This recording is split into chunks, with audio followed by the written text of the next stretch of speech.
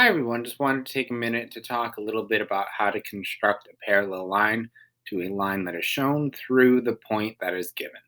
All right, so this one's a little bit different from the perpendicular ones since you're not necessarily kind of making that, kind of arc over on both sides and then where they cross, drawing a line through it. Um, so this one ultimately starts with you drawing a line. So you're just going to draw a line from you to anywhere, I'm sorry, O, to anywhere over on this line. I would recommend, as opposed to doing something like this, where see it's a really big gap, try and keep the gap between the line um, and like this kind of small like this, just to make it a little bit easier for you, so you don't have to do this big arc. All right.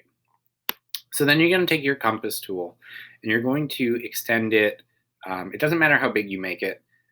All you're doing is you're just going to draw it and then draw your arc between the two of them. And this is kind of what I was talking about before, where I said, you don't want to have this huge gap between them because then you would definitely need to have a really big compass here. All right. So then you're going to just move the compass. You're not going to change the radius or anything like that. And you're going to draw a similar arc. We don't know how big it needs to be, just draw a similar arc. All right. So now what you're going to do is you're going to bring your compass over to your arc that you drew that intersected the line you initially drew and over here. All right. So you're going to now change the radius to be the same. Okay. So they are going to be the same now. Now I'm going to drag it over. And because the radii will be the same, all right, we know that this distance is the same as this distance. So because of that, this point right here between where the two arcs intersect and O will make a line that is parallel to this line.